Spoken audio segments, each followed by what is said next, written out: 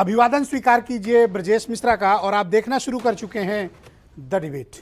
बहनों भाइयों, शूद्र शब्द को लेकर इन दिनों उत्तर प्रदेश की राजनीति में एक युद्ध छिड़ा हुआ है और यह राजनीतिक युद्ध धर्म और जाति के बीच है। भारतीय जनता पार्टी, समाजवादी पार्टी इस युद्ध को आमने सामने लड़ रहे थे। आज इसमें तीसरे बड़े पॉलिटिकल प्लेयर की एंट्री हो गई है।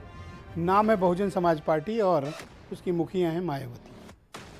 उन्होंने भी इस पूरे मामले पर अपनी एक पोजीशन को, स्टैंडिंग पोजीशन अपनी कायम रखी और जो कुछ भी इस वक्त राजनीतिक विवाद चल रहा है उसको लेकर मायावती की भी एक कठोर टिप्पणी आई है। यानी जो मूल मुद्दे अब उत्तर प्रदेश में मायने नहीं रखते हैं, बल्कि धर्म, जाति, रामचरितमानस और 400-500 साल पहले क्या चीज़ें हुई थी, ये अब ज़्यादा महत्वपूर्ण है बजाय वर्तमान और भविष्य के। तो क्या कारण है अचानक से इस विवाद के पीछे? कोई बड़ी प्लानिंग है या फिर चुनाव सामने है इसलिए?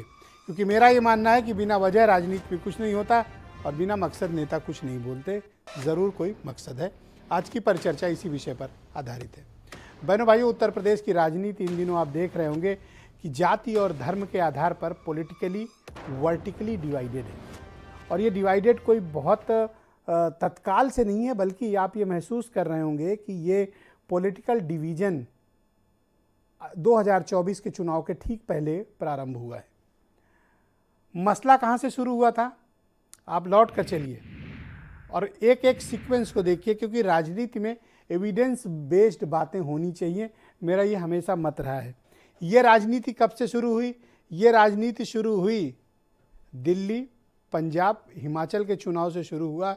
राजेंद्र पाल गौतम दिल्ली में आम आदमी पार्टी के सरकार के कैबिनेट मिनिस्टर थे, उनसे शुरू हुआ ये मामला। बिहार होते हुए उत्तर प्रदेश में आया। बिहार में ये ज़्यादा राजनीतिक ताकत पैदा नहीं कर पाया ये विवाद, लेकिन उत्तर प्रदेश आप जानते हैं बहुत ही पॉलिटिकली फर्टाइल और वोल्टाइल लैंड है।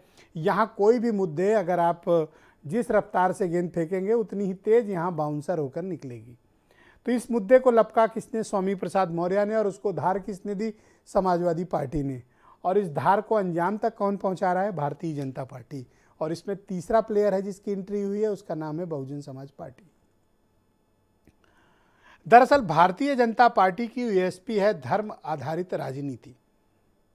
धर्म के आधार पर हिंदुओं की विभिन्न जातियों को एकत्र करके एक बड़ा हिंदू वोट बैंक तैयार करना। और बीजेपी इसमें सक्सेसफुली नहीं बल्कि ब्लॉकबस्टर है, सुपर सक्सेसफुल है। 2014, 2017, 2019 और 2022 जातिवाद को खत्म करके हिंदुत्व के प्लेटफॉर्म पे सबको लाने की बिगेस्ट बेनिफिशियरी है भारतीय जनता पार्टी।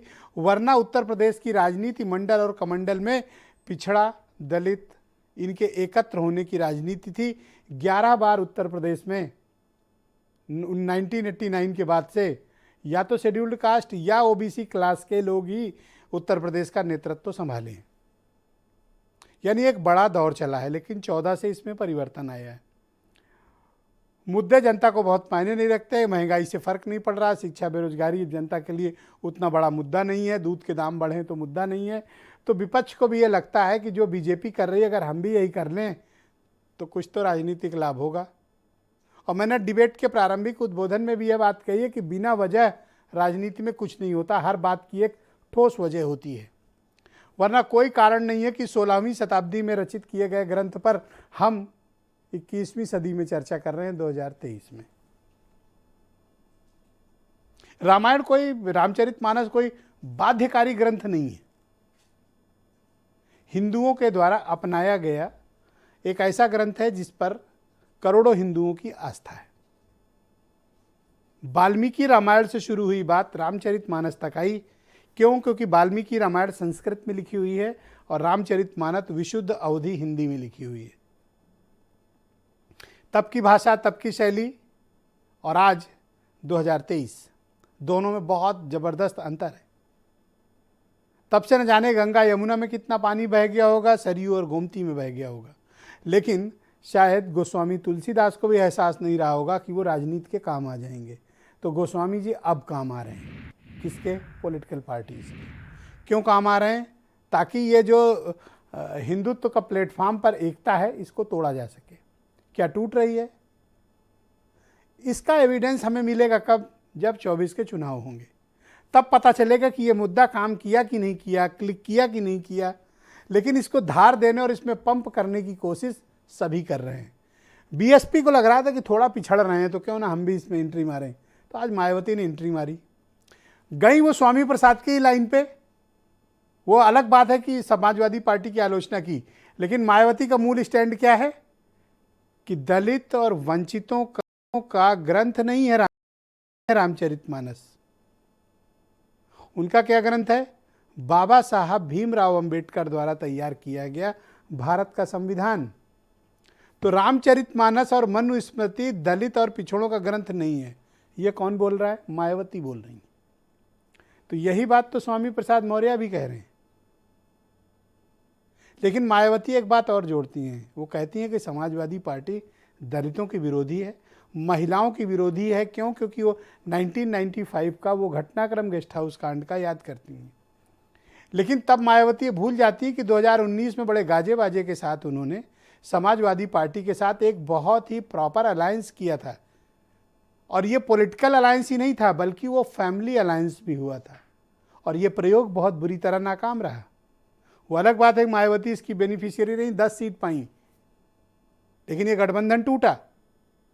लेकिन आप ये महसूस करिए कि ये जो धार्मिकता के प्लेटफॉर्म पर हिंदुत्व का एक बड़ा वोट बैंक तैयार किया गया है, ये जातियों में वापस लौटने के लिए विपक्ष ने एक बड़ी तैयारी की है। और बीजेपी अभी इसकी काट ठीक से खोज नहीं पा रही है, ना उसे उगल पा रही है और ना निगल पा रही है। कुछ स्टेटमेंट आप सुन लें, फिर मैं आज की परिचर्चा को आगे बढ़ाऊंगा। बीजेपी होशियार पार्टी है। वो जो जवाब नहीं देना चाहती है, कभी कभी दूसरे दलों को आगे करती है। जहां तक सवाल संविधान का है, हमने भी 26 तारीख का अगर स्टेटमेंट देखेंगे, 26 जनवरी का गणतंत्र दिवस के दिन ये कहा कि हम समाजवादियों के लिए सबसे बड़ा धर्म अगर कोई है तो हमारा संविधान है। हम इस लोकतंत्र की पूजा करते हैं और संविधान जो हमें अधिकार देता है वो अधिकार छीने जा रहे हैं। संविधान में कहाँ कहा है भेदभाव करें हम? संविधान ने कहाँ कहा है कि धर्म को ऊंचा नीचा दिखाएं? हमारे बाबा साहब भीमराव अम्बेडकर जी ने, डॉक्टर राममनोहर लोहिया ने जो आंदोलन चलाया, जो लड़ाई लड़ी, क्या उसके तहत हमें अधिकार मिल रहे हैं? बीजेपी वही अधिकार छीन रही है और लोगों को अपमानित कर रही है। ये भारतीय जनता पार्टी के इशारे पे कई दल समय समय पर बाहर निकल करके आते हैं। बाबा साहब डॉक्टर अम्बेडकर ने इस सामाजिक न्याय की लड़ाई बहुत पहले लड़ी थी। यही नहीं, वो खुद इस जाति व्यवस्था के भुक्तभोगी रहे हैं। समय समय पर धर्म के नाम पर बनाए गए वर्ण व्यवस्था के शिकार बाबा साहब डॉक्टर अम्बेडकर होते रहे हैं।